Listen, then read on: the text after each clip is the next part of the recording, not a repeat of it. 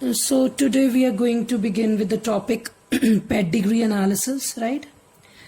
So what is pedigree analysis?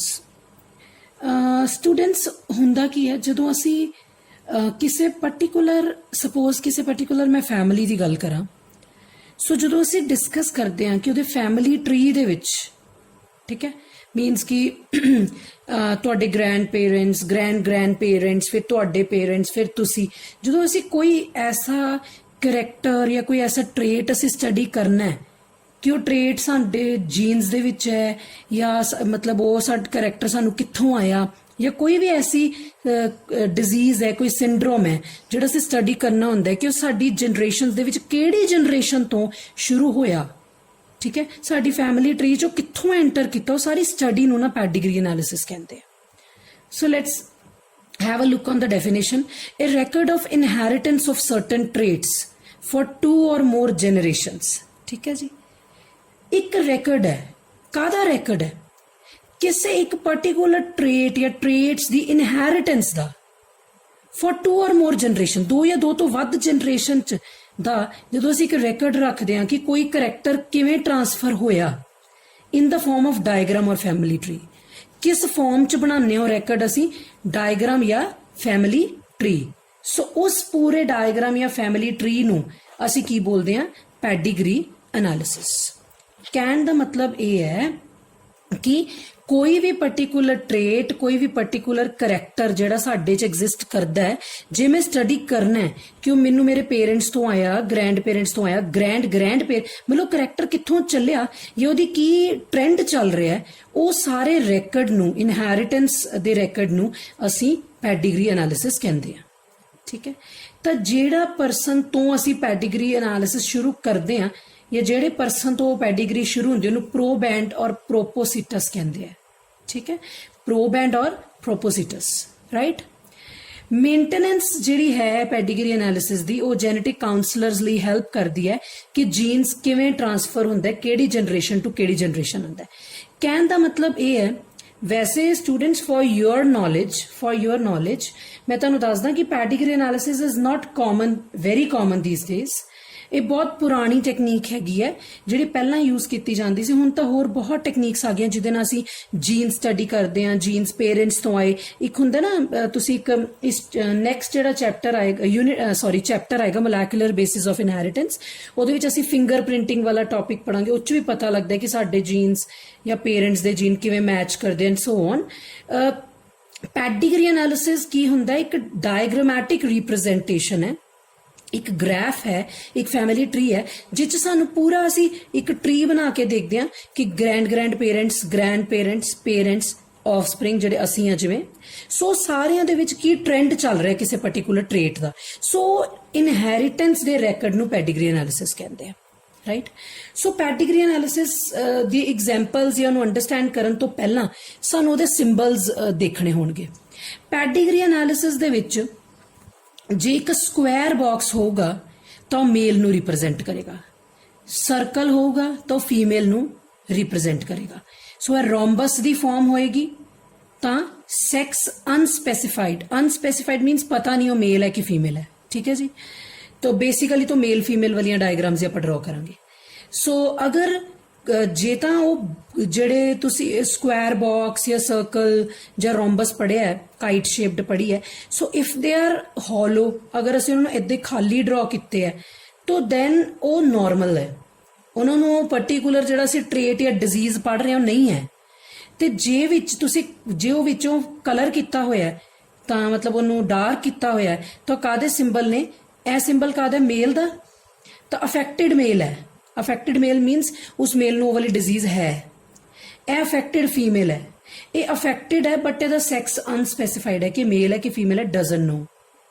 ठीक है, ये 4 सिंबल्स क्लियर हो गए, मेल फीमेल सैक्स अनस्पैसिफाइड। जो विचों है तो मेल फीमेल सैक्स अनस्पैसिफाइड ही रहने, पर जो विचों कलर्ड है, डार्क है, तो दैट मीनस वो अफेक्टेड इंडिविजुअल्स ने। अच्छा, जे मेल ते फीमेल दा ड्रॉ करके सिंबल विच लाइन नाल जोड़िया होएगा दैट मीनस उन्हां दी मेटिंग हो रही है। ठीक है, ते जे 2 लाइनां नाल जोड़िया होएगा तो मेटिंग बिटवीन रिलेटिव्स, ਵੀ ਉਹ ਜਿਹੜੇ ਮੇਲ ਤੇ ਫੀਮੇਲ ਜਿਨ੍ਹਾਂ ਦੀ ਮੈਰਿਜ ਹੋਈ ਹੈ, ਜਿਨ੍ਹਾਂ ਨੂੰ ਮੇਟ ਕਰਾਇਆ ਜਾ ਰਿਹਾ ਹੈ, ਉਹ ਕਾਫੀ ਕਲੋਜ਼ ਜਾਂ ਉਹ ਰਿਲੇਟਿਵਸ ਨੇ, ਠੀਕ ਹੈ, ਬਲੱਡ ਰਿਲੇਸ਼ਨ ਕਹਿ ਲਓ ਜਾਂ ਰਿਲੇਟਿਵਸ ਨੇ, ਠੀਕ ਹੈ। ਉਸ ਤੋਂ ਬਾਅਦ ਆ ਗਿਆ ਸਾਡੇ ਕੋਲ, ਅਗਰ ਏਦਾਂ ਦੋ ਪੇਰੈਂਟਸ ਡਰਾ ਕਰਕੇ ਉਹਨਾਂ 'ਚ ਲਾਈਨ ਡਰਾ ਕਰਦੀ ਹੈ ਤਾਂ ਮਤਲਬ ਤਾਂ ਮੇਟਿੰਗ ਹੋ ਰਹੀ ਹੈ। ਤੇ ਅੱਗੇ ਜਦੋਂ ਏਦਾਂ ਦੋ ਆਫਸਪ੍ਰਿੰਗ ਬਣਾਏ ਹੈ ਤਾਂ ਇਹਦਾ ਮਤਲਬ ਇਹ ਅੰਡਰਸਟੈਂਡ ਕਰ ਲਿਓ ਕਿ ਦੋਨੋਂ ਪੇਰੈਂਟਸ ਨੇ, ਤਾਂ ਪੇਰੈਂਟਸ ਦੀ ਜਦੋਂ ਮੀਟਿੰਗ ਹੋਈ, ਇਹ ਦੋ ਚਿਲਡਰਨ ਪੈਦਾ ਹੋਏ, ਆਫਸਪ੍ਰਿੰਗ ਪੈਦਾ ਹੋਏ, ਤਾਂ ਇਹ ਜਿਹੜਾ ਸਰਕਲ ਵਾਲਾ ਇਹਦਾ ਮਤਲਬ ਉਹ ਫੀਮੇਲ ਹੈ, ਮਤਲਬ ਬੇਬੀ ਗਰਲ ਆ, ਤਾਂ ਆ ਕੀ ਹੈ, ਬੇਬੀ ਬॉय, ਜਾਂ ਤੁਸੀਂ ਕਹਿ ਲਓ ਸਨ ਹੈ ਤੇ ਡਾਟਰ ਹੈ। ਗॉट ਮਾਈ ਪੁਆਇੰਟ। ਲਾਸਟ ਵਾਲਾ ਦੇਖਾਂਗੇ, second last, I'm sorry, this is male, circle is female, ਇਹ ਉਹਨਾਂ ਦਾ ਆਫਸਪ੍ਰਿੰਗ ਹੋਇਆ ਜਿਹੜਾ ਕਿ ਬॉय ਸੀ, ਸਨ ਸੀ, ਪਰ ਸਨ ਆਪਾਂ ਕਿਉਂਕਿ ਇਸ ਜਿਹੜਾ ਸਕੁਆਇਰ ਹੈ ਇਹਨੂੰ ਡਾਰਕ ਕੀਤਾ, ਇਹਦਾ ਮਤਲਬ ਜਿਹੜਾ ਚਾਈਲਡ ਪੈਦਾ ਹੋਇਆ ਉਹਨੂੰ ਕੋਈ ਬਿਮਾਰੀ ਹੈ, ਕੋਈ ਡਿਜ਼ੀਜ਼, ਅਫੈਕਟਡ ਚਾਈਲਡ ਹੈ। ਲਾਸਟ ਦੇ ਵਿੱਚ ਰੋਮਬਸ ਦੇ ਵਿੱਚ 5 ਲਿਖਿਆ, 5 ਅਨਅਫੈਕਟਡ ਆਫਸਪ੍ਰਿੰਗ, ਕਿਸੇ ਪੇਰੈਂਟਸ ਦੀ ਮੀਟਿੰਗ ਹੋਈ, 5 ਬੱਚੇ ਹੋਏ, ਪੰਜੋ ਹੀ ਅਨਅਫੈਕਟਡ ਨੇ, ਉਹਨਾਂ ਨੂੰ ਕੋਈ ਵੀ ਡਿਜ਼ੀਜ਼ ਨਹੀਂ ਹੈ। ਸੋ ਥੀਸ ਆਰ ਦ ਸਿੰਬਲਸ ਕਾਹਦੇ ਨੇ, ਪੈਡੀਗਰੀ ਐਨਾਲਿਸਿਸ ਨੂੰ ਡਰਾ ਕਰਨ ਦੇ, ਠੀਕ ਹੈ ਜੀ। ਸੋ ਨੈਕਸਟ ਅਸੀਂ ਸਟੱਡੀ ਕਰਾਂਗੇ ਇੱਕ ਛੋਟਾ ਜਿਹਾ ਟੌਪਿਕ ਕਿ ਪੈਡੀਗਰੀ ਐਨਾਲਿਸਿਸ ਦੀ ਯੂਸਫੁਲਨੈਸ ਕੀ ਹੈ, right? Where we use this pedigree analysis, yeah, where this pedigree analysis is useful for us, right? So it is useful for the genetic counselors, ਜਿਹੜੇ counselling ਕਰਦੇ ਆ ਨਾ ਕਿਸੇ ਕਪਲ ਨੂੰ, ਐਡਵਾਈਸ, ਜਿਵੇਂ suppose ਆਈ ਨੋ ਕਿ India ਦੇ ਵਿੱਚ ਅਕਸਰ ਇਹ ਚੀਜ਼ ਨਹੀਂ ਕੀਤੀ ਜਾਂਦੀ ਕਿ ਜਦੋਂ when you are planning for a baby, ਠੀਕ ਹੈ ਜੀ, ਜਦੋਂ ਤੁਸੀਂ ਬੇਬੀ ਪਲਾਨਿੰਗ ਕਰ ਰਹੇ ਹੋ ਤਾਂ ਤੁਸੀਂ ਇੱਕ ਕਾਉਂਸਲਰ ਕੋ ਜਾਂਦੇ ਹੋ, ਠੀਕ ਹੈ ਜੀ। ਤਾਂ ਕਾਉਂਸਲਰ ਇੱਕ ਵੈਲ ਐਡੂਕੇਟਿਡ ਮੈਡੀਕਲ ਪ੍ਰੈਕਟੀਸ਼ਨਰ ਹੀ ਹੋਊਗਾ, ਮਤਲਬ ਜਿਹਨੂੰ ਪੂਰੀ ਨੌਲੇਜ ਹੋਏਗੀ, ਇਹੋ ਜੀ ਕੋਈ ਗੱਲ ਨਹੀਂ ਹੈ। ਸੋ ਤੁਸੀਂ ਜਾਂਦੇ ਹੋ, ਪੁੱਛਦੇ ਹੋ ਕਿ is it the right time to plan a baby, ਔਰ ਜਿਹੜਾ ਸਾਡਾ ਬੇਬੀ ਹੋਏਗਾ ਉਹਨੂੰ ਕੋਈ ਡਿਜ਼ੀਜ਼ ਤਾਂ ਨਹੀਂ ਹੋਏਗੀ।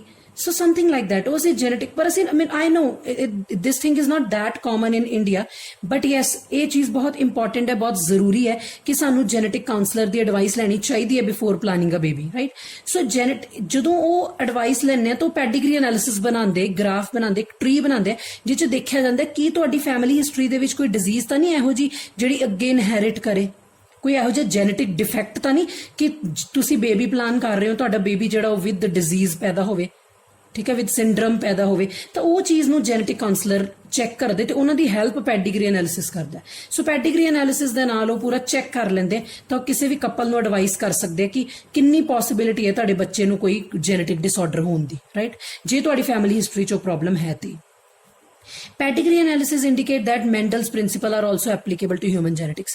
Pedigree analysis ਨਾਲ ਵੀ ਸਾਨੂੰ ਪਤਾ ਲੱਗਦਾ ਹੈ ਕਿ ਜਿਹੜੇ ਮੈਂਡਲ ਨੇ ਆਪਣੇ ਪ੍ਰਿੰਸੀਪਲਸ ਜਾਂ ਲਾਜ਼ ਦਿੱਤੇ ਜਾਂ ਉਹਦੀ ਸਟੱਡੀ ਤੋਂ ਬਾਅਦ ਜਿਹੜੇ ਲਾਜ਼ ਬਣੇ ਉਹ ਵੀ ਐਪਲੀਕੇਬਲ ਹੁੰਦੇ ਨੇ, ਠੀਕ ਹੈ, ਵਿਦ ਸਮ ਮੋਡੀਫਿਕੇਸ਼ਨਸ ਅਸੀਂ ਲੇਟਰ ਔਨ ਦੇਖਾਂਗੇ। It can indicate the origin of traits in the ancestor. ਇਹ ਪੈਡੀਗਰੀ ਐਨਾਲਿਸਿਸ ਤੋਂ ਸਾਨੂੰ ਪਤਾ ਲੱਗਦਾ ਹੈ ਕਿ ਕੋਈ ਵੀ ਟ੍ਰੇਟ ਸਾਡੇ ਇਨਸੈਸਟਰਸ ਤੋਂ ਜਾਂ ਕਿਹੜੇ ਇਨਸੈਸਟਰ ਤੋਂ ਓਰੀਜਿਨੇਟ ਹੋ ਕੇ ਆਇਆ।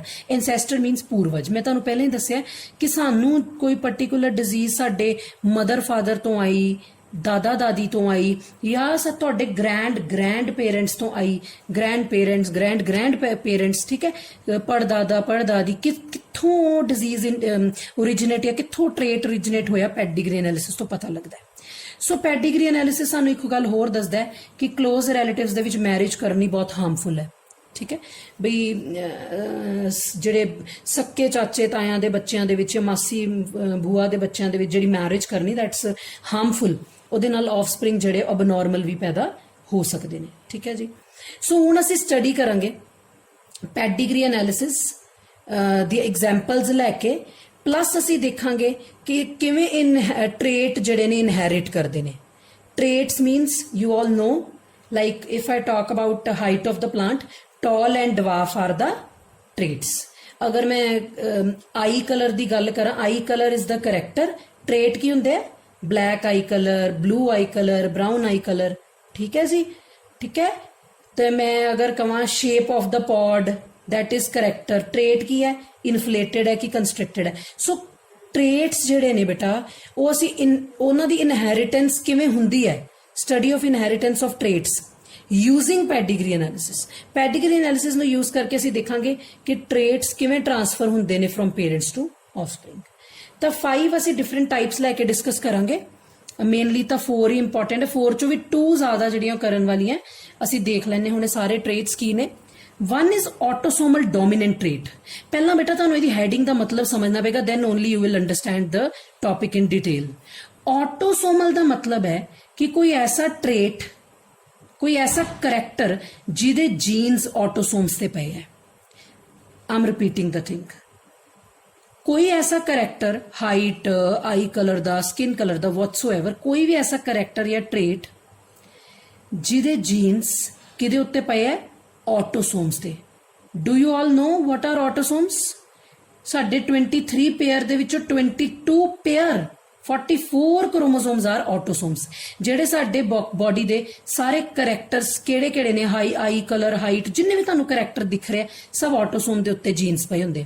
ਸਿਰਫ ਇੱਕ ਪੇਅਰ ਆਫ ਜੀਨ ਐਸਾ ਹੁੰਦਾ ਹੈ, ਓਨਲੀ 1 ਪੇਅਰ, ਜਿਹੜਾ ਸਾਡਾ ਸੈਕਸ ਡਿਟਰਮਾਈਨ ਕਰਦਾ ਹੈ, ਵੈਦਰ ਅਸੀਂ ਮੇਲ ਆ ਕਿ ਫੀਮੇਲ ਆ, ਜਾਂ ਵੈਦਰ ਜਿਹੜਾ ਆਫਸਪ੍ਰਿੰਗ ਪੈਦਾ ਹੋਏਗਾ ਮੇਲ ਹੋਏਗਾ, ਬੇਬੀ ਬॉय ਹੋਏਗਾ ਕਿ ਗਰਲ ਹੋਏਗੀ, ਤਾਂ that will determined ਬਾय sex chromosome. ਇੱਕ ਪੇਅਰ ਹੁੰਦਾ 2 ਕ੍ਰੋਮੋਸੋਮ, ਬਾਕੀ 44 ਆਰ ਆਟੋਸੋਮ। डोमिनेंट का मतलब कि ਇਹਦਾ ਜਿਹੜਾ जीन है अगर वो डोमिनेंट होगा तो वो वाला करैक्टर शो होएगा। ठीक है, पता है ना डोमिनेंट का मतलब कि जिवें ਅਸੀਂ कैपिटल T ਨਾਲ ਕਿਸੇ ਚੀਜ਼ ਨੂੰ ਰਿਪਰੈਜ਼ੈਂਟ ਕਰਦੇ ਹਾਂ। सो अगर ਉਹ ਵਾਲੇ ਕਰੈਕਟਰ ਦਾ जीन डोमिनेंट होएगा then only that trait will be visible। ਤਾਂ ਹੀ ਉਹ ट्रेट ਜਿਹੜਾ विजिबल होगा या आऊगा। ठीक है, सो पढ़ते हैं autosomal dominant traits which pedigree analysis किवें हेल्प करता है। ਇਹ ਜਿਹੜਾ ट्रेट है will never skips a generation। ਇਹ ਗੱਲ ਬੜੀ ਸਮਝਣ ਵਾਲੀ ਹੈ ਕਿ ਜੇ ਆਟੋਸੋਮਲ ਡੋਮੀਨੈਂਟ ਟ੍ਰੇਟ ਇੱਕ ਵਾਰੀ ਇੱਕ ਜਨਰੇਸ਼ਨ ਚ ਆ ਗਿਆ, ਸਮਝ ਲਓ ਤੁਹਾਡੇ ਗ੍ਰੈਂਡ ਪੇਰੈਂਟਸ ਆ ਗਿਆ, ਤੁਹਾਡੇ ਪੜਦਾਦਾ ਪੜਦਾਦੀ ਚ ਕੋਈ ਇਹੋ ਜਿਹਾ ਟ੍ਰੇਟ ਹੈ ਵਿਚ ਇਜ਼ ਆਟੋਸੋਮਲ ਡੋਮੀਨੈਂਟ, ਜਿਹਦੇ ਜੀਨ ਆਟੋਸੋਮ ਤੇ ਪਏ ਆ ਤੇ ਉਹ ਡੋਮੀਨੈਂਟ ਨੇ, ਤਾਂ ਉਹ ਟ੍ਰੇਟ, ਉਹ ਕਰੈਕਟਰ ਹਰ ਜਨਰੇਸ਼ਨ ਚ ਆਏਗਾ। ਪਹਿਲੀ ਚੀਜ਼, ਹਰ ਮਤਲਬ ਕੋਈ ਵੀ ਜਨਰੇਸ਼ਨ ਸਕਿਪ ਨਹੀਂ ਹੋਏਗੀ। ਤੁਹਾਡੇ ਗ੍ਰੈਂਡ ਪੇਰੈਂਟਸ ਹੈ, ਤੁਹਾਡੇ ਗ੍ਰੈਂਡ ਪੇਰੈਂਟਸ ਵੀ ਆਊਗਾ, ਤੁਹਾਡੇ ਮਮਾ ਪਾਪਾ ਮਤਲਬ ਜਿਹੜਾ ਫੈਮਿਲੀ ਟਰੀ ਬਣ ਰਿਹਾ ਉਹਨਾਂ 'ਚ ਵੀ ਆਊਗਾ, ਤੁਹਾਡੇ 'ਚ ਵੀ ਆਊਗਾ। ਠੀਕ ਹੈ ਜੀ। ਸੋ ਇਹਦੇ ਨਾਲ ਕੀ ਹੁੰਦਾ ਹੈ ਕਿ ਅਗਰ ਇਸ ਟ੍ਰੇਟ ਦੇ ਵਿੱਚ ਇੱਕ ਤਾਂ ਕਦੀ ਵੀ ਜਨਰੇਸ਼ਨ ਸਕਿਪ ਨਹੀਂ ਹੋਏਗੀ। ਇੱਕ ਚੀਜ਼ ਹੋਰ, ਅਗਰ ਇੱਕ ਨਾਰਮਲ ਤੇ ਇੱਕ ਅਫੈਕਟਡ ਇੰਡੀਵਿਜੂਅਲ, ਮਤਲਬ ਮੇਲ ਜਾਂ ਫੀਮੇਲ 'ਚੋਂ ਇੱਕ ਬੰਦਾ ਨਾਰਮਲ ਹੈ, ਇੱਕ ਅਫੈਕਟਡ ਮਤਲਬ ਉਹਨੂੰ ਕੋਈ ਡਿਜ਼ੀਜ਼ ਹੈ ਜਾਂ ਕੋਈ ਉਹ ਵਾਲਾ ਕਰੈਕਟਰ ਉਹਦੇ 'ਚ ਹੈਗਾ, ਲੀਡਸ ਟੂ 1:1 ਰੇਸ਼ੋ। ਜੇ ਮਦਰ ਜਾਂ, ਧਿਆਨ ਨਾਲ ਸੁਣੋ, ਜੇ ਮਦਰ ਜਾਂ ਫਾਦਰ 'ਚੋਂ ਇੱਕ ਜਣਾ ਅਫੈਕਟਡ ਹੈ, ਇੱਕ ਅਫੈਕਟਡ ਨਹੀਂ ਹੈ, ਤਾਂ ਜਿਹੜੇ ਆਫਸਪ੍ਰਿੰਗ ਬਣਨਗੇ ਉਹ 50-50 ਰੇਸ਼ੋ ਹੋਏਗੀ। 1:1 ਰੇਸ਼ੋ ਦਾ ਮਤਲਬ 50% 50%। ਅੱਧੇ ਬੱਚਿਆਂ ਨੂੰ ਉਹ ਬਿਮਾਰੀ ਹੋਏਗੀ, ਅੱਧੇ ਬੱਚਿਆਂ ਨੂੰ ਨਹੀਂ ਹੋਏਗੀ। ਅਗਰ ਮੇਲ ਜਾਂ ਫੀਮੇਲ ਮਤਲਬ ਮਦਰ ਫਾਦਰ ਜਿਹੜੇ ਜਿਨ੍ਹਾਂ 'ਚ ਮੇਟਿੰਗ ਹੋ ਰਹੀ ਉਹਨਾਂ 'ਚੋਂ ਇੱਕ ਅਫੈਕਟਡ ਹੋਏਗਾ, ਇੱਕ ਨਾਰਮਲ ਹੋਏਗਾ। ਇਹਦੀ ਬੇਟਾ ਜਿਹੜੀ ਤੁਸੀਂ ਕਹਿ ਲਓ एग्जाम्पल ने, वो केड़ियां एग्जाम्पल ने, हुनिंगटन्स डिजीज है, एक मायोटोनिक डिस्ट्रोफी है ते पॉलीडेक्टाइली है। ਅਸੀਂ ਇਹਨਾਂ ਦੇ ਵਿੱਚੋਂ ਮਾਇਓਟੋਨਿਕ ਡਿਸਟ੍ਰੋਫੀ ਜਿਹੜੀ ਹੈ ਉਹ ਦੇਖਾਂਗੇ। ਠੀਕ ਹੈ, ਮਤਲਬ ਇਹਨੂੰ ਮਾਇਓਟੋਨਿਕ ਡਿਸਟ੍ਰੋਫੀ ਨੂੰ ਐਗਜ਼ਾਮਪਲ ਲੈ ਕੇ ਅਸੀਂ ਅੰਡਰਸਟੈਂਡ ਕਰਾਂਗੇ। ਤਿੰਨ ਐਗਜ਼ਾਮਪਲਸ ਨੇ ਆਟੋਸੋਮਲ ਡੋਮੀਨੈਂਟ ਟ੍ਰੇਟਸ ਦੀਆਂ, ਹੁਨਿੰਗਟਨਸ ਡਿਜ਼ੀਜ਼, ਮਾਇਓਟੋਨਿਕ ਡਿਸਟ੍ਰੋਫੀ ਐਂਡ ਪੋਲੀਡੈਕਟਾਈਲੀ। ਅਸੀਂ ਇਹਨਾਂ ਦੇ ਚੋਂ ਮਾਇਓਟੋਨਿਕ ਡਿਸਟ੍ਰੋਫੀ ਨੂੰ ਐਗਜ਼ਾਮਪਲ ਲੈ ਕੇ ਸਮਝਾਂਗੇ। ਕਿਸੇ ਨੂੰ ਵੀ ਤੁਸੀਂ ਐਗਜ਼ਾਮਪਲ ਲੈ ਕੇ ਅੰਡਰਸਟੈਂਡ ਕਰ ਸਕਦੇ ਹੋ। ਮੈਂ ਹਲਕਾ ਫੁਲਕਾ ਦੱਸ ਦਿੰਦੀ ਹੁੰਦੇ ਕੀ ਨੇ ਇਹ। ਹੁਨਿੰਗਟਨਸ ਡਿਜ਼ੀਜ਼ ਹੁੰਦੀ ਹੈ ਜਿਹਦੇ ਵਿੱਚ ਨਾ ਬ੍ਰੇਨ ਦੇ ਜਿਹੜੇ ਨਰਵ ਸੈਲਸ ਹੁੰਦੇ ਉਹ ਸਮੇਂ ਦੇ ਨਾਲ ਬ੍ਰੇਕਡਾਊਨ ਹੋਣ ਲੱਗ ਜਾਂਦੇ ਆ। ਇਹ 30s 40s ਦੀ ਏਜ ਦੇ ਵਿੱਚ ਡਿਜ਼ੀਜ਼ ਸਟਾਰਟ ਹੁੰਦੀ ਹੈ, ਤੇ ਜੇ ਇੱਕ ਵਾਰੀ ਇਹ ਡਿਜ਼ੀਜ਼ ਸਟਾਰਟ ਹੋ ਗਈ ਤਾਂ ਨੈਕਸਟ ਟੂ ਨੈਕਸਟ ਜਨਰੇਸ਼ਨ ਚ ਜਾਣ ਦੇ ਚਾਂਸਸ ਜਿਹੜੇ ਉਹ ਵੱਧ ਜਾਣਗੇ। ਇਹ ਅਸੀਂ ਪੜ੍ਹ ਚੁੱਕੇ ਹਾਂ। ਹੁਨਿੰਗਟਨਸ ਡਿਜ਼ੀਜ਼ ਜਿਹੜੀ ਹੈ ਬੇਟਾ, ਇਹਦੇ ਵਿੱਚ ਸਾਡੇ ਬ੍ਰੇਨ ਦੇ ਨਰਵ ਸੈਲ ਡੈਮੇਜ ਹੋ ਜਾਂਦੇ, ਬ੍ਰੇਕਡਾਊਨ ਹੋਣੇ ਸ਼ੁਰੂ ਹੋ ਜਾਂਦੇ। ਤੇ ਸਾਨੂੰ ਪਤਾ ਹੀ ਹੈ ਜੇ ਨਰਵ ਸੈਲਸ ਬ੍ਰੇਕਡਾਊਨ ਹੋਣ ਲੱਗ ਗਏ ਤਾਂ ਫਰਦਰ ਸਿਗਨਲਿੰਗ ਦੇਣਾ, ਕੋਆਰਡੀਨੇਸ਼ਨ ਬੋਡੀ ਦਾ ਬਹੁਤ ਕੁਝ ਖਰਾਬ ਹੋ ਜਾਏਗਾ। ਸਾਡੀ ਸੋਚਣ ਦੀ ਐਬਿਲਿਟੀ, ਲਰਨ ਕਰਨ ਦੀ ability and so on problem ਚ ਆ ਜਾਏਗੀ। ਮਾਇਓਟੋਨਿਕ ਡਿਸਟ੍ਰੋਫੀ ਹੁੰਦੀ ਸਾਡੀ ਮਸਲਸ ਚ, ਤੁਸੀਂ ਤੁਹਾਨੂੰ ਪਤਾ ਹੀ ਹੈ ਮਸਲ ਕੰਟਰੈਕਟ ਰਿਲੈਕਸ ਕਰਦੀਆਂ। ਸਪੋਜ਼ ਮਸਲ ਇੱਕ ਵਾਰੀ ਕੰਟਰੈਕਟ ਕਰ ਗਿਆ, ਹੋ ਸਕਦਾ ਰਿਲੈਕਸ ਨਾ ਕਰਨ, ਜੇ ਰਿਲੈਕਸ ਕਰ ਗਿਆ ਤਾਂ ਕੰਟਰੈਕਟ ਨਾ ਕਰਨ। ਠੀਕ ਹੈ ਜੀ। ਪੋਲੀਡੈਕਟਾਈਲੀ ਹੁੰਦਾ, ਤੁਸੀਂ ਦੇਖਿਆ ਹੋਣਾ ਕਈਆਂ ਚ 5 ਜਿਹੜੀ ਸਾਡੀ ਫਿੰਗਰਸ ਹੁੰਦੀ ਉਹਦੀ ਬਜਾਏ 6 ਫਿੰਗਰਸ ਹੁੰਦੀਆਂ। ਸੋ ਇਹੋ ਜਿਹੇ ਕੁਝ ਆਟੋਸੋਮਲ ਬੇਟਾ ਡੋਮੀਨੈਂਟ ਟ੍ਰੇਟਸ ਹੁੰਦੇ ਨੇ। ਅਸੀਂ ਹੁਣ ਤੱਕ ਸਿਰਫ ਇੰਨਾ ਹੀ ਕੀਤਾ ਆਟੋਸੋਮਲ ਡੋਮੀਨੈਂਟ ਟ੍ਰੇਟ ਵਿੱਚ ਕਿ ਅਗਰ ਮਦਰ ਜਾਂ ਫਾਦਰ ਚੋਂ ਇੱਕ ਜਾਣੇ ਨੂੰ ਵੀ ਇਹ ਵਾਲੀ ਡਿਜ਼ੀਜ਼ ਹੋਈ ਤਾਂ ਇੱਕ ਬੰਦਾ ਨਾਰਮਲ ਹੋਇਆ ਤਾਂ 50% ਆਫਸਪ੍ਰਿੰਗ ਜਿਹੜੇ ਨੇ ਉਹਨਾਂ ਨੂੰ ਇਹ ਡਿਜ਼ੀਜ਼ ਹੋਣ ਦੇ ਚਾਂਸਸ ਹੋਣਗੇ। ਔਰ ਇਹ ਵਾਲਾ ਜਿਹੜਾ ਟ੍ਰੇਟ ਹੈ ਕਦੀ ਵੀ ਜਨਰੇਸ਼ਨ ਸਕਿਪ ਨਹੀਂ ਕਰਦਾ, ਹਰ ਜਨਰੇਸ਼ਨ 'ਚ ਫਿਰ ਇਹ ਵਾਲਾ ਟ੍ਰੇਟ ਆਉਂਦਾ ਹੈ। ਠੀਕ ਹੈ, ਹੁਣ ਦੇਖੋ ਅਸੀਂ ਇਸ ਡਿਜ਼ੀਜ਼ ਬਾਰੇ ਪੜਨ ਜਾ ਰਹੇ, ਜਿਹੜੀ ਵੀ ਅੰਡਰ ਐਗਜ਼ਾਮਪਲ ਲੈ ਕੇ ਤੁਸੀਂ ਕਰੋਗੇ, ਇਹ ਵਾਲੀ ਡਿਜ਼ੀਜ਼ ਮੇਲ ਨੂੰ ਵੀ ਹੋ ਸਕਦੀ ਹੈ, ਫੀਮੇਲ ਨੂੰ ਵੀ ਹੋ ਸਕਦੀ ਹੈ। ਦੂਸਰੀ ਚੀਜ਼, ਅਫੈਕਟਡ ਚਿਲਡਰਨ ਜਿਹੜੇ ਨੇ, ਅਗਰ ਕੋਈ ਬੱਚੇ ਨੂੰ ਇਹ ਡਿਜ਼ੀਜ਼ ਆ ਰਹੀ ਹੈ ਤਾਂ ਪੈਡੀਗਰੀ ਐਨਾਲਿਸਿਸ ਸਾਨੂੰ ਦੱਸੇਗਾ ਜਾਂ ਵੈਲ ਅੰਡਰਸਟੂਡ ਹੋਏਗਾ ਕਿ ਮਦਰ ਜਾਂ ਫਾਦਰ ਦੋਨਾਂ ਚੋਂ ਇੱਕ ਨੂੰ ਇਹ ਡਿਜ਼ੀਜ਼ ਹੈਗੀ ਹੈ। ਜੇ ਦੋਨਾਂ ਨੂੰ ਹੈਗੀ ਫਿਰ ਤਾਂ ਚਲੋ ਗੱਲ ਹੀ ਛੱਡ ਦੋ, ਤੇ ਜੇ ਮਦਰ ਜਾਂ ਫਾਦਰ ਚੋਂ ਇੱਕ ਨੂੰ ਵੀ ਹੈਗੀ ਹੈ ਨਾ, ਤਾਂ ਇਹਦਾ ਮਤਲਬ ਬੱਚਾ ਜਿਹੜਾ ਅਫੈਕਟ ਹੋਊਗਾ। ਠੀਕ ਹੈ, ਸਪੋਜ਼ ਮੈਂ ਇਸ ਜੀਨ ਦੇ, ਇਸ ਡਿਜ਼ੀਜ਼ ਦੇ 2 ਜੀਨ ਲੈ ਲਾਂ, ਕੈਪੀਟਲ A ਡੋਮੀਨੈਂਟ ਨੇ ਨਾ, ਤੇ ਇਹਦਾ ਮਤਲਬ ਇਹ ਡਿਜ਼ੀਜ਼ ਹੋਏਗੀ। ਤੇ ਜੇ ਇੱਕ ਵੀ ਕੈਪੀਟਲ ਹੋਇਆ ਨਾ ਬੇਟਾ, ਇੱਕ ਵੀ ਜੀ ਅਲੀਲ ਜਿਹੜਾ ਉਹ ਕੈਪੀਟਲ ਹੋਇਆ, ਤਾਂ ਵੀ ਇਹ ਵਾਲੀ ਡਿਜ਼ੀਜ਼ ਹੋਏਗੀ, ਤਾਂ ਵੀ ਉਹ ਬੰਦਾ ਅਫੈਕਟਡ ਹੋਊਗਾ। ਠੀਕ ਹੈ, ਅੱਛਾ ਨੈਕਸਟ, ਇੱਕ ਹੋਰ ਇੰਪੋਰਟੈਂਟ ਗੱਲ, ਲਾਸਟ ਗੱਲ, ਜੇ ਦੋਨੋਂ ਪੇਰੈਂਟਸ ਅਫੈਕਟ ਹੋਏ, ਜੇ ਦੋਨੋਂ ਪੇਰੈਂਟਸ ਅਫੈਕਟਡ ਹੋਏ ਤਾਂ ਕੀ 100% ਬੱਚੇ ਵੀ ਅਫੈਕਟਡ ਹੋਣਗੇ? ਨਹੀਂ, ਅਨਅਫੈਕਟਡ ਬੱਚੇ ਪੈਦਾ ਹੋਣ ਦੇ ਵੀ ਚਾਂਸ ਹੋਣਗੇ। ਹਾਂ, ਮੈਜੋਰਿਟੀ ਬੱਚੇ ਅਫੈਕਟਡ ਹੋਣਗੇ, ਪਰ ਅਨਅਫੈਕਟਡ ਬੱਚੇ ਵੀ ਪੈਦਾ ਹੋ ਸਕਦੇ ਨੇ। ਸੋ ਅਸੀਂ ਇਹਦਾ ਪੈਡੀਗਰੀ ਐਨਾਲਿਸਿਸ ਦੇਖਦੇ ਹਾਂ, ਫਿਰ ਸਾਨੂੰ ਜ਼ਿਆਦਾ ਕਲੈਰਿਟੀ ਆਏਗੀ। ਠੀਕ ਹੈ, ਦੇਖੋ ਸੀ, ਇਹ ਅਸੀਂ ਇੱਕ ਆਟੋਸੋਮਲ ਡੋਮੀਨੈਂਟ ਟ੍ਰੇਟ ਹੈ, ਮਾਇਓਟੋਨਿਕ ਡਿਸਟ੍ਰੋਫੀ, ਮਸਲਸ ਵਾਲੀ ਪ੍ਰੋਬਲਮ। ਪਹਿਲਾਂ ਤਾਂ ਤੁਸੀਂ ਇਹ ਵਾਲਾ ਉਹ ਦੇਖੋ ਧਿਆਨ ਨਾਲ, ਯੂ ਕੈਨ ਸੀ ਆ ਪੈਡੀਗਰੀ ਐਨਾਲਿਸਿਸ ਦਾ ਉਹ ਇੱਕ ਮੈਂ ਬਣਾਇਆ ਫੈਮਿਲੀ ਟਰੀ ਕਹਿ ਲਓ, ਜਾਂ ਗ੍ਰਾਫਿਕਲ ਰਿਪਰੈਜ਼ੈਂਟੇਸ਼ਨ ਬਣਾਈ। ਪਹਿਲਾਂ ਧਿਆਨ ਨਾਲ ਸੁਣੋ, ਸਪੋਜ਼ ਇਹ ਮਦਰ ਹੈ, this is mother, this is father. Father normal ਹੈ, ਕਿਉਂਕਿ ਮਦਰ ਦੇ ਵਿੱਚ ਆਪਾਂ ਕਲਰਿੰਗ ਕੀਤੀ ਹੈ, ਡਾਰਕ ਕੀਤਾ ਹੈ, ਤਾਂ ਇਹਦਾ ਮਤਲਬ ਹੈ ਅਫੈਕਟਡ ਫੀਮੇਲ ਹੈ।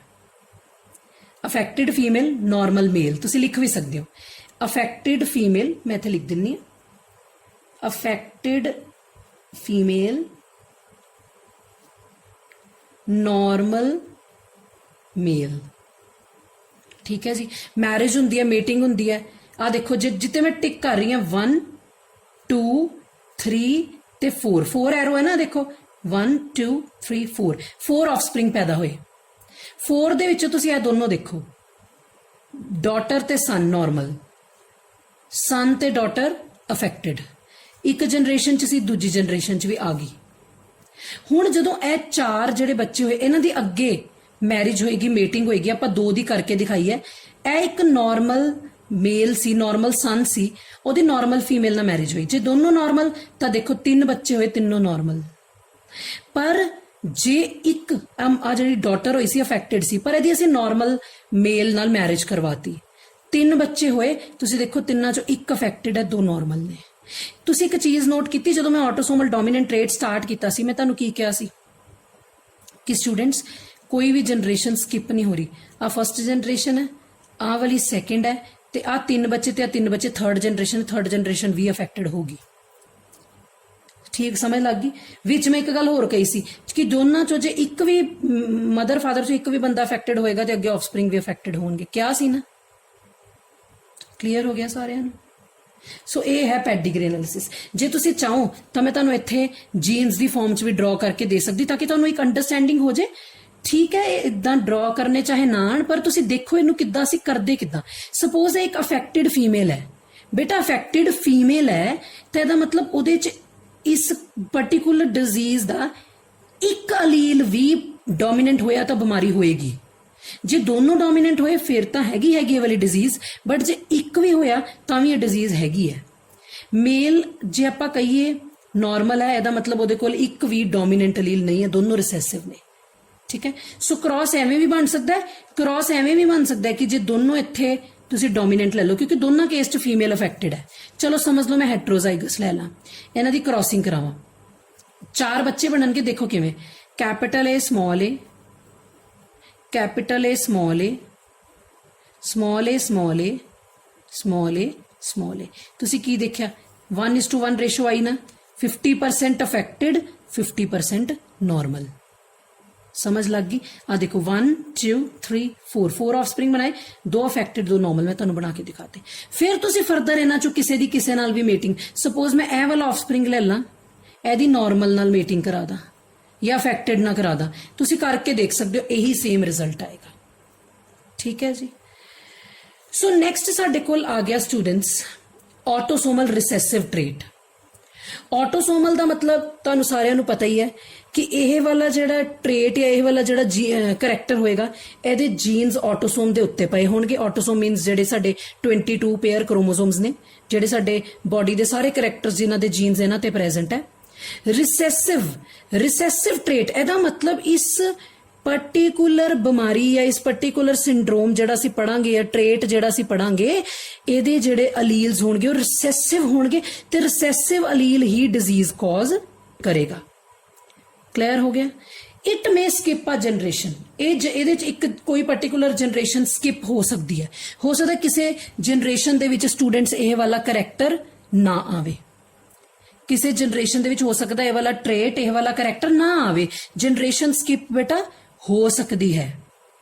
ਸੋ ਆਟੋਸੋਮਲ ਰਿਸੈਸਿਵ ਟ੍ਰੇਟ ਚ 3 ਡਿਜ਼ੀਜ਼ਸ ਅਸੀਂ ਤਿੰਨਾਂ ਚੋਂ ਕੋਈ ਵੀ ਇੱਕ ਲੈ ਕੇ ਚੱਲ ਸਕਦੇ। ਸਿਕਲ ਸੈਲ ਅਨੀਮੀਆ, ਫਿਨਾਈਲ ਕੀਟੋਨ ਯੂਰੀਆ ਤੇ ਐਲਬਿਨਿਜ਼ਮ। ਸਿਕਲ ਸੈਲ ਅਨੀਮੀਆ ਅਸੀਂ ਕਰ ਚੁੱਕੇ ਹਾਂ, ਜਿਹਦੇ ਵਿੱਚ ਸਾਡੇ ਬਲੱਡ ਦੇ ਜਿਹੜੇ ਸੈੱਲ ਹੁੰਦੇ ਉਹ ਵੈਸੇ ਆਰਬੀਸੀਜ਼ ਦੀ ਸ਼ੇਪ ਕਿਹੜੀ ਹੁੰਦੀ ਹੈ, ਬਾਈਕਨਵੈਕਸ, ਬਟ ਸਿਕਲ ਸੈਲ ਅਨੀਮੀਆ ਚੋਂ ਸਿਕਲ ਸ਼ੇਪ ਦੇ ਬਣ ਜਾਂਦੇ ਆ। ਪੜ੍ਹੀ ਹੋਈ ਅਸੀਂ ਸਿਕਲ ਸੈਲ ਅਨੀਮੀਆ। ਸੋ ਦੇਖਦੇ ਹਾਂ, ਕਹਿੰਦਾ ਅਗਰ ਮਦਰ ਜਾਂ ਫਾਦਰ ਅਸੀਂ ਇੱਕ ਕੇਸ ਲਈਏ ਜਿਹੜੇ ਦੋਨੋਂ ਹੈਟਰੋਜ਼ਾਈਗਸ ਹੋਣ। ਹੈਟਰੋਜ਼ਾਈਗਸ ਦਾ ਮਤਲਬ ਕੈਪੀਟਲ ਏ ਸਮਾਲ ਏ ਕੈਪੀਟਲ ਏ, ਔਰ ਇੱਕ ਡੋਮੀਨੈਂਟ ਹੈਗਾ ਨਾ, ਇੱਕ ਜਿਹੜਾ ਅਲੀਲ ਹੈ ਡੋਮੀਨੈਂਟ ਹੈਗਾ ਨਾ, ਇਹਦਾ ਮਤਲਬ ਡਿਜ਼ੀਜ਼ ਨਹੀਂ ਆਏਗੀ ਨਾ। ਜਦੋਂ ਦੋਨੋਂ ਅਲੀਲ ਰਿਸੈਸਿਵ ਹੋਣਗੇ ਤਾਂ ਡਿਜ਼ੀਜ਼ ਆਏਗੀ ਨਾ, ਕਿਉਂਕਿ ਇਹ ਰਿਸੈਸਿਵ ਟ੍ਰੇਟ ਹੈ। ਸੋ ਇਹਦੇ ਵਿੱਚ ਸਾਡੇ ਕੋਲ ਕੀ ਹੈ ਬੱਚੇ, ਦੇਖੋ ਜਦੋਂ ਅਸੀਂ ਇਹਨਾਂ ਦੋਨਾਂ ਦੀ ਮੇਟਿੰਗ ਕਰਾਵਾਂਗੇ ਤੁਸੀਂ ਆਫਸਪ੍ਰਿੰਗ ਬਣਾ ਕੇ ਦੇਖੋ, ਇਹ ਕੇਸ ਆ ਗਿਆ ਤੇ 1 ਸਮਾਲ ਏ ਆਇਆ, ਇਹਦਾ ਮਤਲਬ ਇਹ ਚ ਪ੍ਰੋਬੇਬਿਲਿਟੀ ਕੀ ਹੈ, 25% ਦੀ ਪ੍ਰੋਬੇਬਿਲਿਟੀ ਕਿ ਬੱਚੇ ਨੂੰ ਡਿਜ਼ੀਜ਼ ਹੈ। ਠੀਕ ਹੈ। ਸੋ ਕਹਿੰਦਾ it appears in case of marriage between two heterozygous individual, ਦੋ heterozygous individual ਦੀ ਜਦੋਂ ਮੈਰਿਜ ਹੋਏਗੀ, a recessive individual with hybrid and two recessive ਜਿਹੜੇ recessive parents ਹੋਣਗੇ। ਦੇਖੋ ਜਾਂ ਤੁਸੀਂ ਕ੍ਰਾਸ ਕਰਾ ਕੇ ਦੇਖਣਾ ਸਾਰਿਆਂ ਨੇ, ਕੈਪੀਟਲ ਏ ਸਮਾਲ ਏ ਕੈਪੀਟਲ ਏ ਸਮਾਲ ਏ ਦਾ ਕ੍ਰਾਸ ਕਰਾ ਦਿਓ, ਕੈਪੀਟਲ ਏ ਸਮਾਲ ਏ ਦਾ ਕ੍ਰਾਸ ਕਰਾ ਦਿਓ, ਸਮਾਲ ਏ ਇਨਟੂ ਸਮਾਲ ਏ। ਜੇ ਸਾਰੇ ਪੇਰੈਂਟਸ ਦੋਨਾਂ ਨੂੰ ਹੀ ਡਿਜ਼ੀਜ਼ ਹੋਏਗੀ, ਸਾਰੇ ਬੱਚਿਆਂ ਨੂੰ ਵੀ ਡਿਜ਼ੀਜ਼ ਹੋਏਗੀ। ਬਣਾ ਕੇ ਦੇਖੋ, very easy, it's very easy. Okay, ਹੁਣ ਚਲਦੇ ਹਾਂ।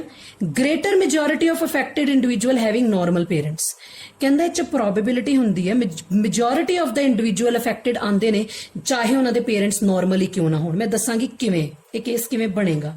ਆਲ the children of two affected parents being affected, ਜੇ ਸਾਰੇ ਬੱਚੇ ਅਫੈਕਟਡ ਨੇ ਇਹਦਾ ਮਤਲਬ ਸਮਝ ਲਈਓ ਉਹਨਾਂ ਦੇ ਦੋਨੋਂ ਪੇਰੈਂਟਸ ਵੀ ਅਫੈਕਟਡ ਨੇ। ਜੇ ਮਦਰ ਫਾਦਰ ਦੋਨਾਂ ਨੂੰ ਇਹ ਡਿਜ਼ੀਜ਼ ਹੈ ਤਾਂ ਸਮਝ ਲੈਣਾ ਬੱਚਿਆਂ ਸਾਰਿਆਂ ਨੂੰ ਇਹ ਵਾਲੀ ਡਿਜ਼ੀਜ਼ ਹੋਏਗੀ। Normal offspring from the marriage of a normal and affected person, ਕਹਿੰਦਾ ਜੇ ਮਦਰ ਜਾਂ ਫਾਦਰ ਚੋਂ ਇੱਕ ਅਫੈਕਟਡ ਹੈ ਇੱਕ ਨਾਰਮਲ ਹੈ ਤੇ ਬੱਚੇ ਨਾਰਮਲ ਹੋ ਸਕਦੇ ਨੇ, ਇਹ ਚ ਕੋਈ ਡਾਊਟ ਨਹੀਂ ਹੈ। ਸੋ ਤੁਸੀਂ ਇੱਥੇ ਇਹਦਾ ਇੱਕ ਦੇਖ ਸਕਦੇ ਹੋ ਆਟੋਸੋਮਲ ਰਿਸੈਸਿਵ ਟ੍ਰੇਟ ਦਾ। ਇਹ ਦੇਖੋ ਮਦਰ ਤੇ ਫਾਦਰ ਨਾਰਮਲ ਨੇ, ਇਹਨਾਂ ਦੇ 4 ਆਫਸਪ੍ਰਿੰਗ ਪੈਦਾ ਹੋਏ, 1 2 3 5 4 5 ਆਫਸਪ੍ਰਿੰਗ ਬਣੇ। ਦੇਖੋ 5 ਹੈ ਨਾ, 1 2 3 4 5 ਆਫਸਪ੍ਰਿੰਗ ਬਣੇ। 5 ਚ ਤੁਸੀਂ ਦੇਖੋ 1 ਐਂਡ 2 ਆਰ ਅਫੈਕਟਡ, 1 2 3 ਆ ਤਿੰਨੋਂ ਨਾਰਮਲ ਨੇ। ਨਾਰਮਲ ਦੀ ਜੇ ਨਾਰਮਲ ਨਾ ਕਰਾਈ ਤੁਸੀਂ ਕੀ ਕਹਿ ਸਕਦੇ ਆਪਾਂ ਮੇਟਿੰਗ ਕਰਾਈ, ਤਾਂ ਜਿਹੜੇ ਆਫਸਪ੍ਰਿੰਗ ਬਣੇ ਉਹਨਾਂ ਚ ਇੱਕ ਅਫੈਕਟਡ ਆ ਗਿਆ। That means कि अगर पेरेंट्स नॉर्मल ने तो ऑफस्प्रिंग अफेक्टेड हो सकता है, ऑफस्प्रिंग अफेक्टेड हो सकता है जे पेरेंट्स चाहे दोनों नॉर्मल होणगे ते। सो इन दिस केस तुसी देखो जनरेशन स्किप हो सकती है, विचों एक जनरेशन स्किप हो सकती है जे असीं होर इहदा बनाईए, बट डिजीज जिहड़ी है वो नॉर्मल अगर पेरेंट्स नॉर्मल होणगे तो ऑफस्प्रिंग जरूरी नहीं नॉर्मल होवे, घट प्रोबेबिलिटी पर आ सकता है। ਗੱਲ ਅੰਡਰਸਟੈਂਡ ਕਰ ਲਈ ਸਾਰਿਆਂ ਨੇ। ਸੋ ਇਹ ਸੀ autosomal recessive trait. Next we have X linked dominant trait. ਦੇਖੋ ਸਟੂਡੈਂਟਸ, ਨੈਕਸਟ ਜਿਹੜੀ ਚੀਜ਼ ਆ ਕੀ ਹੈ, ਜਿਹੜੇ ਹੁਣ ਅਸੀਂ ਜੀਨਸ ਜਾਂ ਅਲੀਲ ਪੜਾਂਗੇ ਬੇਟਾ ਉਹ ਸੈਕਸ ਕ੍ਰੋਮੋਸੋਮ ਤੇ ਪ੍ਰੈਜ਼ੈਂਟ ਹੋਣਗੇ। ਪਹਿਲੀ ਗੱਲ ਉਹ ਵੀ ਕਿਹੜੇ ਵਾਲੇ ਤੇ, ਐਕਸ ਲਿੰਕਡ। ਐਕਸ ਕ੍ਰੋਮੋਸੋਮ ਮੇਲ ਚ ਇੱਕ ਹੁੰਦਾ, ਫੀਮੇਲ ਚ 2 ਹੁੰਦੇ। ਸੋ ਅਸੀਂ ਉਹਦੀ ਐਗਜ਼ਾਮਪਲ ਲੈ ਕੇ ਚੱਲਾਂਗੇ। ਸੋ ਕਹਿੰਦਾ ਪੈਡੀਗਰੀ ਐਨਾਲਿਸਿਸ ਸ਼ੋ ਕਰਦਾ ਹੈ ਕਿ ਅਗਰ ਇੱਕ ਮੇਲ ਅਫੈਕਟਡ ਹੈ, ਇੱਥੇ ਵੈਸੇ ਉਲਟਾ ਆਪਾਂ ਲਿਆ, ਇਟਸ ਓਕੇ, ਅਗਰ ਮੇਲ ਅਫੈਕਟਡ ਹੈ, ਮੈਂ ਵੈਸੇ ਜਨਰਲੀ ਦੱਸ ਰਹੀ ਹਾਂ, ਔਰ ਵਾਈਫ ਨਾਰਮਲ ਹੈ, अगर मेल अफेक्टेड है तो वाइफ नॉर्मल है तो करैक्टर सिर्फ डॉटर्स नू जाणगे, दिमाग च पा लो, ठीक है जी। अगर मेल अफेक्टेड है तो वाइफ नॉर्मल है तो माइंड इट सिर्फ ये वाला जी डिजीज है, सिंड्रोम है, ये डॉटर नू जाएगा। मेल्स दे विच ये वाली डिजीज रेयर है, घट जाती है। जिवें एग्जाम्पल रैट सिंड्रोम है। रैट सिंड्रोम की हुंदा है जिहदे च ब्रेन दी डेवलपमेंट च प्रॉब्लम आ जाती है, गर्ल्स विच स्पैशली, ठीक है। If female is affected, J mother father चो मदर अफेक्टेड हुई तो ये ओ वाला करैक्टर डॉटर नू भी ट्रांसफर कर सकती है ते सन नू भी। जे वाइफ नॉर्मल हुई, हसबैंड अफेक्टेड होया तो कल्ली डॉटर नू जाएगा। जे फीमेल अफेक्टेड हुई तो दोनों नू जा सकता है, मैं दसांगी क्यों। सो ये वाली जी डिजीज है फीमेल्स नू ज्यादा ये वाली प्रॉब्लम होंदी है, मेल्स नू घट होंदी है, तो ये इनहेरिटेड डिजीज है, ये एक कॉमन गल है, ठीक है। अच्छा जी, हुण तुसीं सारे जने डायग्राम देखो, सारे जने वाली डायग्राम देखो ध्यान दे नाल। This is affected female, this is normal male. मैनू किद्दां पता लग्या, ध्यान नाल देखो। If this is the case, बई एक जीन भी डोमिनेंट होया, क्योंकि असी एक्स लिंक डोमिनेंट करैक्टर पढ़ रहे हैं, एक जीन भी अगर, एक अलील भी अगर डोमिनेंट होया तो फीमेल जिहड़ी है उन्होंने ये वाली प्रॉब्लम है, फीमेल अफेक्टेड है। अगर फीमेल दे विच दोनों अलील्स, सैक्स क्रोमोसोम शो करते मैं हुण, क्योंकि एक्स लिंक्ड डोमिनेंट करैक्टर है, अगर एक भी डोमिनेंट होया तो फीमेल अफेक्टेड है। अच्छा, मेल वाली साइड ते आ जाओ, एक्स वाई, मेल को तो है ही इक्को एक्स है, तो जो उत्ते अगर रिसैसिव अलील होया तो फिर मेल अफेक्ट नहीं होएगा। जे इत्थे मैं कैपिटल आर पाती तो मेल भी अफेक्टेड सी, पर देखो बॉक्स खाली है, हॉलो है, लाइट है, तो इस ये वाला एदा मतलब जो मैं एक्स के उपर की पाऊंगी स्मॉल आर, बई ये वाली डिजीज ये वाले मेल नू नहीं है। अगे इन्हां दी मेटिंग कराओ, मैं क्रॉस पा दिन्नी विच, मैं तुहानूं इत्थे पहला अलील्स दा क्रॉस कर दी, तुसीं ये वाला बाद चों आपे देख लिओ। आ देखो X R, X capital R, X small R, फिर तुसीं की लो एक्स कैपिटल आर ते Y, X capital R Y. हुण सैकेंड वाला चको X R, X small R ते X R Y, X R Y. तुसीं की देखिया, आ देखो ध्यान नाल देखो, this boy and this girl, मतलब डॉटर ते सन, ये दोनों अफेक्टेड आ गए, इन्होंने बीमारी हैगी रैट डिजीज, इन्होंने दोनों नू नहीं हैगी। तुसीं एक चीज देखी, जे मदर अफेक्टेड है तो बॉय ते गर्ल दोनों च ये वाली डिजीज जाएगी, सन विच भी जाऊगी, डॉटर च भी। पर जे उल्टा हुंदा, मेल जिहड़ा हुंदा वो डोमिनेंट हुंदा, मतलब मेल च ये वाली डिजीज हुंदी, फीमेल च ना हुंदी, फिर तुहानूं दस्सिया सी ना कल्ली डॉटर्स च जाएगी, ठीक है। So you can see here 1 2 3 4 offspring बनाए, 2 आर अफेक्टेड, 2 आर अनअफेक्टेड, मैं इत्थे बना के दिखाता। जे एक डॉटर है जिहड़ी अनअफेक्टेड है, यदि मैं अफेक्टेड मेल ना करावां तो 4 ऑफस्प्रिंग बनणगे, तुसीं क्रॉस बना के देखना है, only daughters are affected, son will remain unaffected. So ये सी X linked dominant trait. Likewise we have X linked recessive trait. हुण इहदे जिहड़े अलील होणगे वो होणगे तो सैक्स क्रोमोसोम ते एक्स वाले ते, पर वो किहड़े होणगे रिसैसिव, ते रिसैसिव ना डिजीज आएगी। इहदे विच की है, जे मेल्स अफेक्टेड ने do not come from affected father, जे बच्चा सन अफेक्ट हो रहा तो मतलब फादर तो नहीं आया, मदर तो आया। कैरियर का मतलब की होंदा है, हुणे मैं तुहानूं कैरियर का मतलब समझाऊंगी, जो मैं क्रॉस बनाऊंगी, I will show you, I will explain what are carrier. ये वाली डिजीज जिहड़ी एक्स लिंक्ड रिसैसिव मेल च ज्यादा कॉमन है। तीसरी चीज, an affected son can have normal parents. अगर एक बॉय अफेक्टेड होया पैदा, उन्होंने बीमारी है, ਇਹਦਾ मतलब जरूरी नहीं ਉਹਦੇ पेरेंट्स अफेक्टेड होंगे, हो सकता ਉਹਦੇ पेरेंट नॉर्मल ही होण। इफ फादर इज अफेक्टेड तो ये वाला करैक्टर किन्नू जाएगा, डॉटर नू। डिजीज केड़ी, हीमोफीलिया। मैं तुहानूं हुणे यही वाला सब तो इंपॉर्टेंट है, ये वाली चीज नू अंडरस्टैंड करना कि कैरियर वुमेन की हुंदी है, ठीक है। हुण जरा सारे जाने मेरी गल नू ध्यान नाल अंडरस्टैंड करनगे। ਅਸੀਂ ਇੱਥੇ ਦੇਖਾਂਗੇ कैरियर वुमेन की ਹੁੰਦੀ है। देखो बेटा कैरियर वुमेन की ਹੁੰਦੀ है। सपोज ए वुमेन ਦੇ 2 एक्स क्रोमोसोम ने, ठीक है जी। रिसैसिव ट्रेट चल रहा है बच्चों कि जिहदा जी अलील जिहड़ा रिसैसिव है, ध्यान ना समझियो। अगर फीमेल दे 1 क्रोमोसोम ते रिसैसिव अलील है स्मॉल h, तो फीमेल नू डिजीज नहीं है, लेकिन ਇਹ ਡਿਜ਼ੀਜ਼ ਨੂੰ ਕੈਰੀ ਕਰ ਸਕਦੀ ਹੈ ਨੈਕਸਟ ਜਨਰੇਸ਼ਨ ਚ। That is why she is called carrier. That is why she is called carrier. ਅਗਰ ਫੀਮੇਲ ਦੇ ਦੋਨੋਂ ਐਕਸ ਕ੍ਰੋਮੋਜ਼ੋਮ ਤੇ ਰਿਸੈਸਿਵ ਅਲੀਲ ਹੈ, ਦੋਨੋਂ ਰਿਸੈਸਿਵ ਆ ਗਏ, ਦੈਨ ਓਨਲੀ ਜਿਹੜੀ ਮਦਰ ਹੋਏਗੀ ਜਾਂ ਗਰਲ ਹੋਏਗੀ ਉਹ ਅਫੈਕਟਡ ਹੋਏਗੀ। ਅੱਛਾ, let us talk about father ਜਾਂ ਮੇਲ XY। ਹੁਣ ਮੇਲ ਕੋ ਹੈ ਹੀ ਇੱਕ ਐਕਸ, ਤੇ ਜੇ ਇੱਕ ਐਕਸ ਤੇ ਵੀ ਰਿਸੈਸਿਵ ਵਾਲਾ ਜਿਹੜਾ ਕਰੈਕਟਰ ਦਾ ਟ੍ਰੇਟ ਜੀਨਸ ਹੋਊਗਾ, ਅਲੀਲ ਹੋਗਾ, ਤਾਂ ਮੇਲ ਅਫੈਕਟਡ ਹੋਏਗਾ। ਫੀਮੇਲ ਦੇ ਕੇਸ ਦੇ ਵਿੱਚ ਦੋਨਾਂ ਐਕਸ ਤੇ ਸਮਾਲ ਐਚ ਹੋਣਾ ਜ਼ਰੂਰੀ ਹੈ, ਤਾਂ ਹੀ ਅਫੈਕਟਡ ਹੋਏਗੀ। ਮੇਲ ਚ ਹੈ ਹੀ ਇੱਕ ਐਕਸ ਹੈ, ਤੇ ਜੇ ਐਕਸ ਤੇ ਹੈਗਾ ਤਾਂ ਅਫੈਕਟਡ ਹੈ। ਫੀਮੇਲ ਦੇ ਕੇਸ ਚ ਅਗਰ ਇੱਕ ਐਕਸ ਤੇ ਉਹਨੂੰ ਡਿਜ਼ੀਜ਼ ਨਹੀਂ ਹੈ, that female is normal but she can carry the disease to next generation। ਦੇਖੋਗੇ ਕਿਵੇਂ ਨੈਕਸਟ ਜਨਰੇਸ਼ਨ ਚ ਡਿਜ਼ੀਜ਼ ਜਾਂਦੀ ਹੈ। Just a minute. Mother is carrier, father is affected. ਮੈਂ ਨਾ ਦੋਨੋਂ ਦਾ ਕ੍ਰਾਸ ਕਰਾਨੀ ਹੈ। ਦੇਖੋ XHXH XHXH XHY XHY XXH XY। ਦੇਖੋ ਮਦਰ ਦਾ ਜਿਹੜਾ ਇੱਕ ਅਲੀਲ, ਮਦਰ ਆਪ ਨਾਰਮਲ ਸੀ ਪਰ ਉਹਦਾ ਅਲੀਲ ਜਦੋਂ ਫਾਦਰ ਦੇ ਇਹ ਵਾਲੇ ਅਲੀਲ ਨਾਲ ਜੁੜਿਆ, ਇਹ ਵਾਲੇ ਕ੍ਰੋਮੋਸੋਮ ਨਾਲ ਜੁੜਿਆ XHX, ਦੇਖਿਆ ਡਾਟਰ ਆ ਗਈ ਨਾ ਅਫੈਕਟਡ। ਠੀਕ ਹੈ, ਇਹ ਵਾਲਾ ਸਨ ਵੀ ਅਫੈਕਟਡ ਆ ਗਿਆ ਕਿਉਂਕਿ ਇੱਕ ਐਕਸ ਤੇ ਵੀ ਐਚ ਆ ਗਿਆ। ਸੋ ਅਗਰ ਮਦਰ ਨੂੰ ਆਪ ਨੂੰ ਡਿਜ਼ੀਜ਼, ਚਲੋ ਇੱਕ ਹੋਰ ਐਗਜ਼ਾਮਪਲ ਲੈਣੀ ਹੈ, ਦਿਸ ਵਿਲ ਕਲੈਰੀਫਾਈ ਯੂ ਮੋਰ। ਠੀਕ ਹੈ, things will be more clear. ਦੇਖੋ ਸਪੋਜ਼ ਮਦਰ ਮੈਂ ਕੈਰੀਅਰ ਲੈ ਲਈ, ਮਦਰ ਦੇ ਇੱਕ ਐਕਸ ਤੇ ਐਚ ਹੈ ਤੇ ਫਾਦਰ ਜਿਹੜਾ ਹੈ ਉਹਦੇ ਕਿਸੇ ਤੇ ਵੀ ਨਹੀਂ ਹੈਗਾ, ਮਤਲਬ ਨਾਰਮਲ ਹੈ। ਇੱਥੇ ਮੈਂ ਅਫੈਕਟਡ ਦੀ ਜਗ੍ਹਾ ਨਾਰਮਲ ਫਾਦਰ ਲੈਣੀ ਆ। Normal father, normal mother. ਹੁਣ ਤੁਸੀਂ ਕਹੋਗੇ ਫਾਦਰ ਵੀ ਨਾਰਮਲ, ਮਦਰ ਵੀ ਨਾਰਮਲ, ਬੱਚਿਆਂ 'ਚ ਨਹੀਂ ਇਹ ਡਿਜ਼ੀਜ਼ ਆਣੀ। ਨੋ, ਨਹੀਂ ਆਏਗੀ ਬੱਚਿਆਂ 'ਚ ਡਿਜ਼ੀਜ਼ ਕਿਉਂਕਿ ਦੋਨੋਂ ਨਾਰਮਲ ਨੇ। ਬਟ ਨਹੀਂ, ਐਦਾਂ ਨਹੀਂ ਹੋਣਾ ਕਿਉਂਕਿ ਫੀਮੇਲ ਦੇ ਇੱਕ ਐਕਸ ਤੇ ਐਚ ਹੈ, ਉਹ ਆਪ ਤਾਂ ਨਾਰਮਲ ਹੈ ਬਟ ਉਹ ਨੈਕਸਟ ਜਨਰੇਸ਼ਨ 'ਚ ਕੈਰੀ ਕਰੇਗੀ। ਕਿਵੇਂ? ਦੇਖੋ ਆ, ਦੇਖਿਓ ਧਿਆਨ ਨਾਲ ਦੇਖਿਓ। ਕ੍ਰਾਸ ਕਰਦੇ ਆ 4 ਆਫਸਪ੍ਰਿੰਗ, ਮੈਂ ਇੱਥੇ ਨਵੇਂ ਬਣਾਵਾਂਗੀ।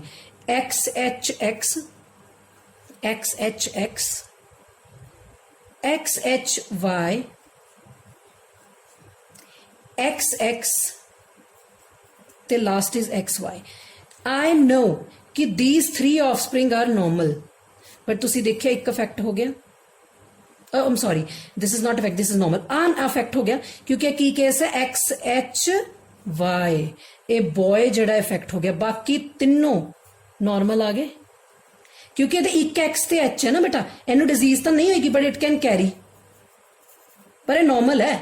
3 ਬੱਚੇ ਨਾਰਮਲ, ਸਿਰਫ ਇੱਕ ਕੀ ਆਇਆ ਅਫੈਕਟਡ। ਦੇਖਿਆ? ਸੋ ਇਹ ਹੁੰਦਾ ਬੇਟਾ ਐਕਸ ਲਿੰਕਡ ਰਿਸੈਸਿਵ ਟ੍ਰੀਟ। ਠੀਕ ਹੈ, ਇੱਥੇ ਐਚ ਹੋਣਾ। ਦੇਖੋ ਹੁਣ ਇੱਕ ਮਦਰ ਹੈ ਜਿਹੜੀ ਅਫੈਕਟਡ ਹੈ, ਮੈਂ ਦੋਨਾਂ ਐਕਸ ਤੇ ਐਚ ਪਾਇਆ। ਇਹ ਫਾਦਰ ਹੈ ਜਿਹੜਾ ਅਫੈਕਟਡ ਨਹੀਂ ਹੈ, ਨਾਰਮਲ ਹੈ।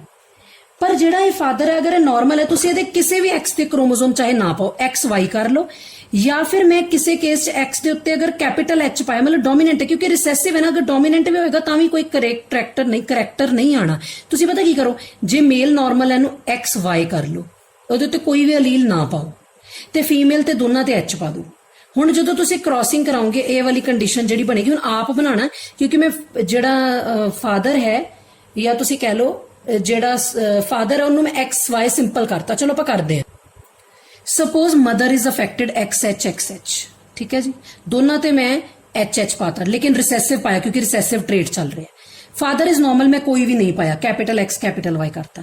ਹੁਣ ਇਹਦੇ 4 ਆਫਸਪ੍ਰਿੰਗ ਬਣਾਣੇ, ਮੈਂ ਟਿਕ ਕਰਦੀ ਕਿਹੜੇ 4 ਆਫਸਪ੍ਰਿੰਗ ਨੇ। ਦੇਖੋ ਐਰੋ ਤੋਂ ਦੇਖ ਲਿਆ ਕਰੋ, ਇਹ 1 2 3 4 4 ਆਫਸਪ੍ਰਿੰਗ ਦੀ ਮੈਂ ਇੱਥੇ ਜੀਨੋਟਾਈਪ ਡਰਾ ਕਰਨ ਜਾ ਰਹੀ ਹੈ। ਦੇਖਣਾ ਧਿਆਨ ਨਾਲ, XHX XHX सेकेंड चलो, XHY XHY सेकेंड वाला चलो, XHX XHX XHY। तुसी वो देखो कोइंसिडेंस देखो, आप जिस ऑर्डर च बनाया उसी ऑर्डर च ऑफस्प्रिंग उन्हें बनाया है। ए देखो XHX, एक एक्स ते भी एच है लेकिन डॉटर की हुई नॉर्मल, दोनों ते एच होना जरूरी है जे डॉटर अफेक्टेड होगी। एक एक्स ते मेल च एक एक्स ते भी एच होया अफेक्टेड। ਫੀਮੇਲ ਲੈ ਲਓ, ਫੀਮੇਲ ਦੇ ਕੀ ਹੈ, ਇੱਕ X ਤੇ H ਹੈ ਨਾਰਮਲ, ਮੇਲ ਤੇ ਜੇ ਇੱਕ ਤੇ ਵੀ X ਤੇ H ਹੈ ਤਾਂ ਅਫੈਕਟਡ ਹੈ। ਫਰਦਰ ਸੈਕਿੰਡ ਵਾਲਾ ਤੁਸੀਂ ਬਣਾਓਗੇ, right. So this is X linked recessive trait। Last is Y linked traits which are very rare, ਇਸ ਕਰਕੇ ਅਸੀਂ ਇਹਨੂੰ ਬਹੁਤ ਡਿਟੇਲ ਚ ਨਹੀਂ ਡਿਸਕਸ ਕਰਦੇ। ਰੇਅਰ ਹੈ, ਸਿਰਫ ਮੇਲਸ ਹੀ ਇਹ ਵਾਲਾ ਸ਼ੋ ਕਰਦੇ ਕਿਉਂਕਿ ਮੇਲਸ ਕੋਈ Y क्रोमोसोम है, फीमेल्स को तो है ही नहीं। सो इस करके अगर फादर अफेक्टेड है सारे सन अफेक्टेड होंगे क्योंकि फादर तो ही सन नू Y आना है, ठीक है जी। So this was all about pedigree analysis.